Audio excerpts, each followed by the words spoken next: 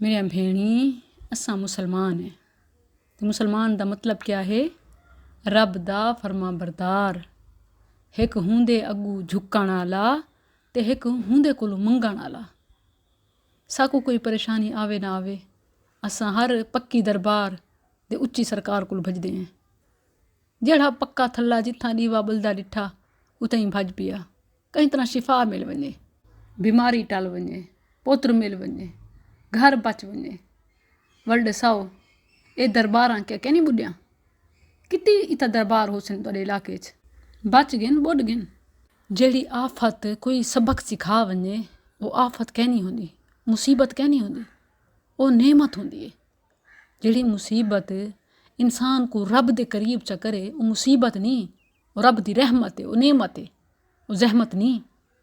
इहो सिला भी सारे वास्ते नेमत बन सकदे जो असां होनी रब दा दरबार पकड़ गिनूं, रब को ही सब मन गिनूं। सारी गाल है अकीदे दी, ईमान दी। अल्लाह इम्तिहान घिंदे, वो सौखे वेले दे के भी ते औखे वेले दिखा के ही अजमेंदे, चेक करेंदे कि केड़ा मेरे कोलू उम्मीदां रखेंदे ते केड़ा हर हिक कोलू तांग रखेंदे। मेरिया भेणी कोई कहीं दे कम नहीं आ सकदा, पूरी रब करेंदे। ये सारे वास्ते तुहाडे वास्ते हर एक वास्ते आजमाइश है। जिन्हां उत्ते आई है उन्हां उत्ते ही आजमाइश है ते जिन्हां उत्ते नहीं आई उन्हां उत्ते ॾोड़ी आजमाइश है। साकू तो डर लगदे जेड़े आके मैं डिठे मी कि इत्थां कहीं को रब दे नां दा ही पता कै नहीं, कलमे दा ही पता कै नहीं ते फौरन डर लगन पै गई जो अल्लाह अज इस सैलाब भेजी असां इत्थां आए हैं, जो इहो सैलाब ना आव्या तो साकू पता ही ना चलिया कि साडे नालू इहो जिहियां बस्तियां भी हैं, इहो जिहे शहर भी हैं जिथां लोगों को कलमे दा ही पता कै नहीं, रब कोलू एडी दूरी। धागे दा पता है, सगे दा पता है, तवीज़ दा पता है, झंडे दा पता है, दीवे दा पता है। हर हिक कोलू मंगदे हैं, हिक अल्लाह कोलू नहीं से मंगदे। मेरिया भेणी हुण भी कोई शर्म दी गाल कहनी जो समझ गिनो कि कलमा क्या है। हिक अल्लाह ते सच्चे नबी दा तरीका। वज़ू दा तरीका तो को मैं सिखाए मी किवें वज़ू करने, नीयत दा भी सारे विच खोट है। मेरे भेणी शायद ये सीने पुठे हथ मार के समझूं कि वज़ू थी गया। वज़ू दा मतलब ये कहनी जो हथ पुसाओ चा दे मुँह सिना करो चा दे पैरां दे पानी वहाओ चा। नबी सल्लल्लाहु अलैहि वसल्लम ने वज़ू दा बाकायदा तरीका सिखाए जो पहले नीयत ठीक होवे। अच्छा ज़बान नाल नीयत कहनी होंदी, बाज़ियां भेणी ज़बान नाल आदन जो आओ हुण असां वज़ू पे करें ते पाक पे थीने ते कलमा पे पढ़ देन, ये गलत है। ये बिल्कुल ना सोचा जो ज़बान नाल मैं नीयत पढ़सां, नीयत वो इरादा दिल च जो मैं अल्लाह वास्ते वज़ू पे करेनी हाँ, मैं हुंदे अगू झुकदी हाँ, हुंदा हुक्म मन के नमाज पे पढ़दी हाँ ते वाल बिस्मिल्लाह पढ़ के शुरू करो ते थोड़ा थोड़ा पानी इस्तेमाल करो।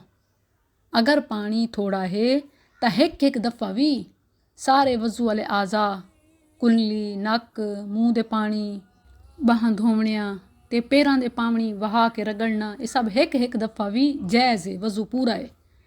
ते पानी है पिया ते अच्छी तरह धोवना चाहते वे ते ज़्यादा तो ज़्यादा तुसां 3 दफ़ा कर सकते वे। एक दफ़ा करने वे तो हथ धोवण तो बाद हिके सज्जे हथ ते नाल अद्धा पानी मूँह च ते अद्धा पानी नक च ते खब्बे हथ की उंगली नाल नक दे विच अंगल फेर के ते सुणको चा जोड़ के पानी उत्ते तले छिक के चंगी तरह झाड़ गिनो नक को, ये काफ़ी है। वल इवें मत्थे को ला के दे कन्ना कोल दे थोड़ी समेत ये यक्का थोड़ी कोलू तले तक पानी वहा गिनो। एक दफ़ा चेहरा धोवना ये काफ़ी है। जो 3 दफ़ा कर गिनो ये भी सवाब है, ये भी जायज़ है। वल 3 दफ़ा सज्जा बाजू अच्छी तरह ये तो जड़ियाँ अरकां हैं ये कोई सुक्की न रहे। जरी एक जा जो सुक्की रह गई सिर्फ एक है नहीं जो वज़ू ख़राब थिया बल्कि जहन्नम दी सज़ा है। एक दफ़ा सारे नबी सल्लल्लाहु अलैहि वसल्लम कहीं जंग उते वेंदे या आंदे पे हन सहाबा नाल ते एक सहाबी ने जल्दी ज़रा पैर जल्दी धोते ते कितों सुक्का रह गया। प्यारे नबी ने फरमाया वैलुल लिल आक़ाबि मिनन नार, ये सुक्कियां एड़ियां आलियां वास्ते जहन्नम दी सज़ा है। ज़रा मेरे भेणी सोचो जोड़े वज़ू ही नहीं करेंदे, वज़ू तो सुचेंदे ही नहीं, नमाज़ ही नहीं पढ़ते, उन्हां दा क्या हाल हो सी। ते अज कोलू वज़ू सही ते नमाज़ां सही नमाज़ां पूरियां कर गिनो। अल्लाह ने साकू भेजे जो वञो दसो ए पानी दे सैलाब कोलू तो मेरे भेणी बच वेसूं, मगर गुनाह दे सैलाब कोलू किवें निकलसूं जे तोणी गुनाह न छुड़ेसूं ते चंगे कम न करेसूं।